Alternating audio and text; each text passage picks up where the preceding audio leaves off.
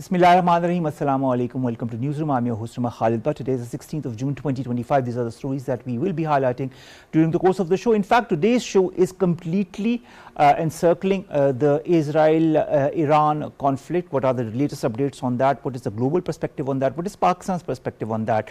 The fake propaganda that has involved Pakistan as far as the nuclear issue and Pakistan is concerned. The different fake news that have been circulating, propagated by the Indian media that concern Pakistan. We'll be talking about that. We'll be talking about India's abstention at the Shanghai Cooperation Organization as well regarding Iran and why that happened. That and more, of course, will be discussed. Also, the India-Israel nexus will be discussed in detail during the course of this whole program. Iran has launched a new wave of ballistic missile attacks on Israel, including Tel Aviv and Haifa. This is, of course, in reaction to Israel's various attacks on Iran that have been happening since the last few days. The death toll from Israel's attack on Iran has risen to more than 220. That includes 70 women and children as well. Two intelligence chiefs of Iran's Islamic Revolutionary Guard Corps and two other generals have been killed in the latest attacks by Israel in Iran on Sunday. And of course, Iran is also retaliating. But this is creating a new aspect to the whole Middle East conflict and to the global concerns as well as to the escalation of this conflict and where it could lead to. The US says that it is not behind or backing Israel's stance as far as Iran is concerned, but Iran says otherwise. This and more are going to be discussed in the whole gamut of this show. We've been joined in this by Dr. SAAD S KHAN. He's an international security expert. Thank you very much, Dr. SAAD. Let's begin with the whole aspect of what has been happening. The Israeli military continues to launch these attacks against Iranian military and nuclear sites, major cities as well. The Israeli military had said it has launched a wave of strikes against as a reaction to what Iran said, but of course this is a whole gamut of to and fro that has been happening since Israel launched the attacks on Iran. How significant is this development that has been going on since the last few days, and what are the repercussions that you are foreseeing right now? Thank you very much for having me here. I think this was more or less anticipated because Israel had a consistent policy that, throughout decades that it would not let any neighboring country develop enough capability to damage or destroy Israel. And they had done this thing with the Osirak reactor in Iraq back in 1981. They had been instrumental in the dismantling of the nuclear laboratories and everything in Libya under Gaddafi, and they were instrumental in the UN sanctions. And they also attacked chemical factories in Syria during Bashar al-Assad's regime. Iran, they had been holding back because they thought that Iran was a strong enough country that could retaliate. And there were certain regional powers which were pro-Iran, like the Ansarullah government in Yemen, which is called Houthis, the Bashar al-Assad's Ba'athist regime in Syria, Hezbollah, which was a strong, potent force, stronger than the armed forces of Lebanon, in Lebanon. And the past 2 years have seen almost the decimating of entire leadership of Hezbollah, the entire leadership of Hamas. Even Houthis have been weakened. Syrian regime has collapsed, and the new president Ahmed al-Shara is in no mood to annoy the Iranians. So I thought that they thought that this is once in a generation moment that they take on the Iranian nuclear reactors directly. I agree with you, Dr. Saad. What implications, in your point of view, does Iran's assertion of US complicity in Israel's aggression carry for the regional power dynamics that are changing with literally every passing week? Also, with the US on one side, as Dr. Maliha Lodhi has also pointed out, is clearly giving a green light to Israel to do whatever it does. On the other hand, Donald Trump says that they are not siding with Israel, and on the other hand, he also says that he is pushing for talks between Israel and Iran, and similar to the talks between India and Pakistan. This is what he has said. What should we believe as far as the United States' point of view on the current conflict is concerned? All right. So, as Dr. Maliha Lodhi said, everybody has a right, every state, to say what it likes. And there is one thing that a country states, and there can be another thing that the country wants. United States, we all know, that has been supporting Israel for the past 8 decades.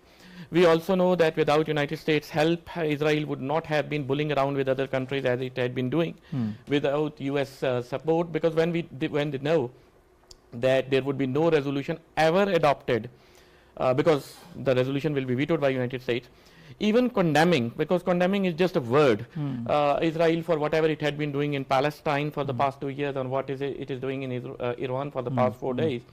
That is the green light that my colleague was talking about. I think that in the long run, the United States would not like to drag into another conflict. That was not done in President Trump's previous term. That is not likely to be done in this present term, because Marco Rubio in his statement said that Iran should not even consider attacking US interests in the region, because they want themselves to be kept out of it. Yes, I think President Trump wants to be seen as a peacemaker. I've seen analysis in which he is desirous of having a Nobel Peace Prize like Obama. So maybe he will facilitate the talks between Israel and Iran. But on whose terms? On Israel's terms. That's the case. That is the major the thing, that is the major statement that the world is also looking towards. But there is a clear divide when it comes to this conflict as well. There are nations that side with Israel.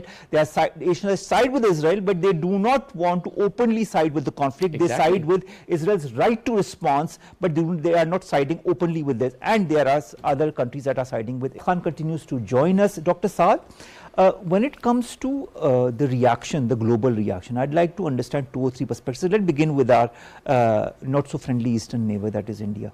India refuses to condemn Israel at the SCO summit, recent SCO summit. What does this signal about the evolving strategic priorities in the Middle East, and how might, in your point of view, this shape Tehran's perception of New Delhi in the long run?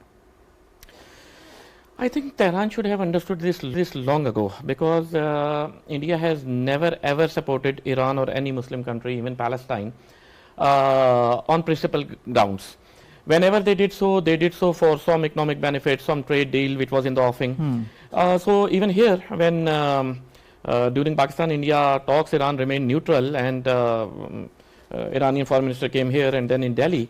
Even the media in India was how unfriendly towards them. Even the Shanghai Cooperation Organization, they distanced themselves from the statement condemning Israel's aggression, because they want their long-term score settlement with Pakistan with the help of Israel. Because their own weapons they have seen, and that French weapons, US weapons, Russian weapons, what we have done to them in Operation Banyan Marsus. So they do not want to do anything which Israel would be offended by. So that is one thing. The other thing is probably India is also interested in Iran not having a nuclear weapon, because they already know that there is one Muslim country, Pakistan, which has a nuclear weapon. So India has a vested interest in, for example, Iran, Iraq or Libya's nuclear installations being destroyed. And in any case, India never had a moral-based foreign policy. They have never said a word of support for the Palestinians, and then they call them the biggest democracy of the world. What hypocrisy is this? All right, the hypocrisy is evident. Not only the Indian hypocrisy, but the Israeli also manipulation is quite evident to the world to see. But that is another thing altogether, that many countries are, turning a blind eye and a deaf ear as far as all of this is concerned. In a short moment, but Dr. Saad, I'd like to, highlight a little bit of what I've asked Shazia as well.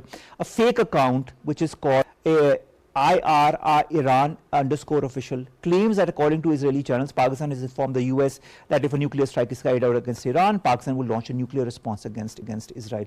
This was shared in many WhatsApp groups very recently, and this is fake news.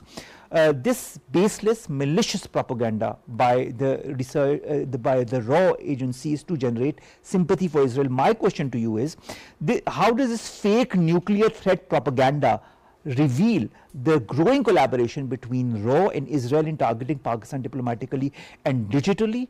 And how dangerous is this misuse of social media to manipulate global narratives? First of all, Pakistan is a very, very responsible nuclear state, right? Pakistan has a very clear, well-defined, well-delineated nuclear doctrine, which says that our nuclear weapon is also only for self-defense, and it's only against India. Self-defense against India. We have, and that too in case of existential threat. Existential threat through conventional weapons may never come, because Pakistan has proven time and again, from Kargil to Pulwama to even the Abbottabad strikes, even to this latest operation Bunyanu Marsoos, that conventionally we are superior, so we don't have a problem. The question that we will use nuclear weapon in any other scenario is simply ridiculous. The point is that India in conventional weapons has lost to Pakistan. Now they know that without external help, they cannot fight Pakistan on equal terms ever again.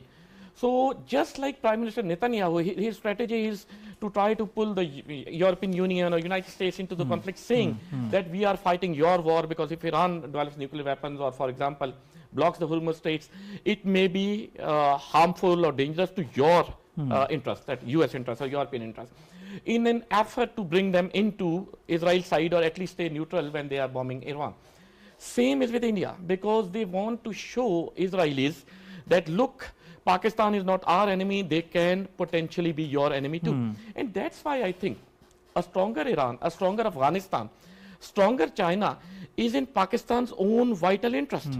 Because as long as Hezbollah was strong, as long as Hamas was a potent force, Iran was much, much safer than it is now. Because when you lose your allies, and then Israel has only one enemy to set a score with at a time, then they can do so what they did not do for the past 45 years since the Iranian Revolution.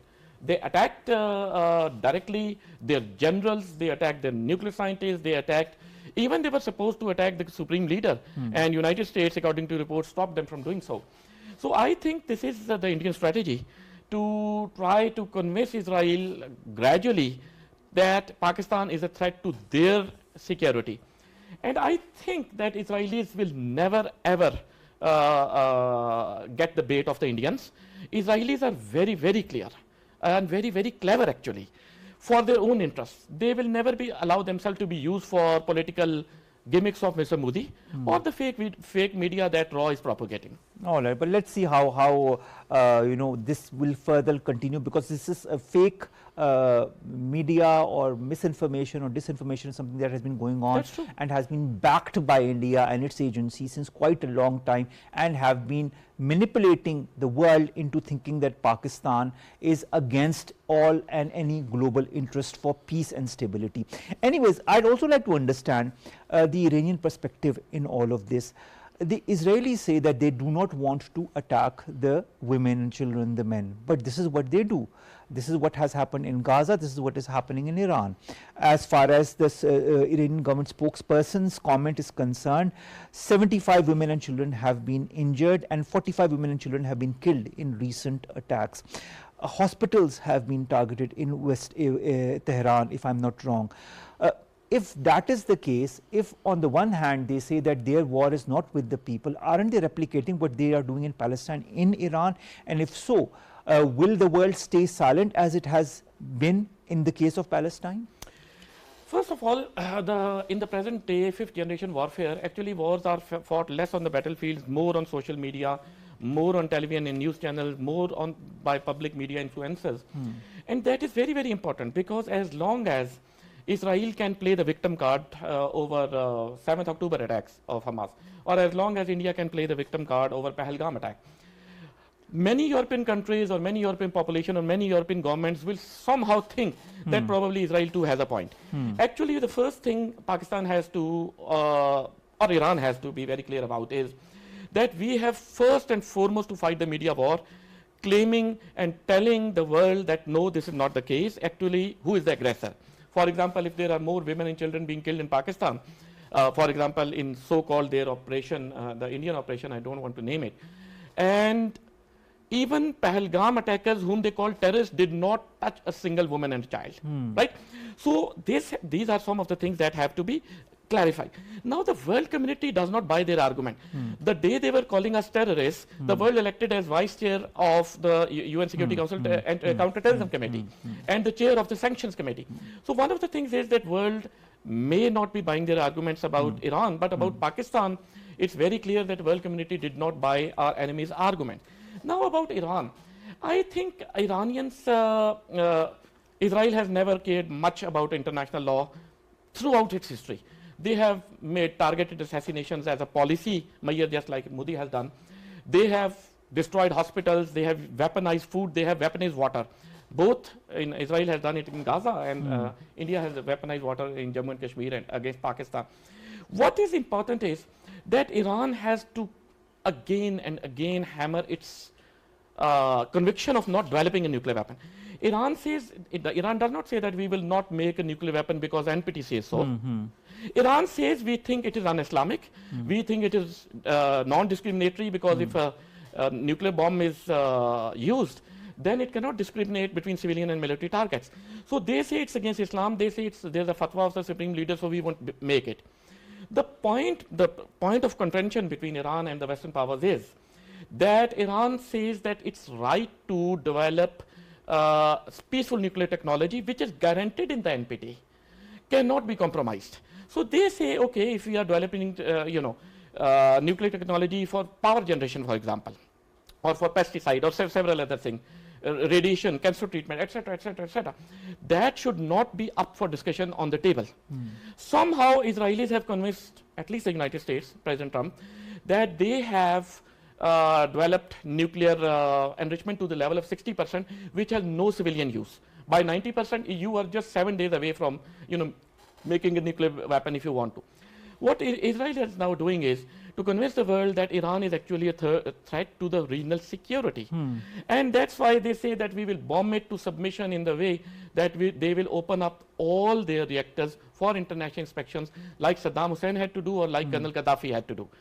That is the sticking point. Iranians say we will guarantee that we will not make nuclear weapons, but we cannot open up our nuclear facilities for enrichment, and that's a no-go area. And that's the sticking point, and that's why Israel is trying to pressurize them or bomb them. Into you, Dr. SAAD Khan. Dr. SAAD Khan, I did allude a little bit earlier in the program to the division that exists in the world when it comes to the Israel-Iran conflict. We have seen the Muslim countries that have openly sided with Iran. We've seen the Russian and the Chinese side that have sided more or less with Iran. We have the Turkish side that has sided with Iran, the EU that sides with Israel, and that is very apparent. Will there ever be a consensus in the coming days between both these, not warring factions, but both these opposing factions, to come to some kind of a solution to this current conflict before it's way too late, before it gets out of hand? I think that there is nothing called more or less support. There is either absolute support that US has for Israel, or, for example, the whole European Union has for Ukraine. And if there are a few sentences here and there, actually, that does not actually intimidate the aggressor enough to go back from aggression. So I think that Iran does not have such strong allies anywhere in the world. That probably even Russia, even China do not want to see a nuclear Iran or any other nuclear regional power in the region. So I think that is something where the world can come together. Because I think Israel would not like to carry on this because there are reputational costs, there are financial costs. Every weapon that is used against Iran is depleted from their stock actually. So I think even after 10 or 12 days, even Israel would like to call it a day. Trump will actually take the credit. But then the negotiations by Iran with US would have a very, very weak Iran. All right, but nevertheless, what we need right at this moment is a negotiated solution to this conflict and an end to this current strike by the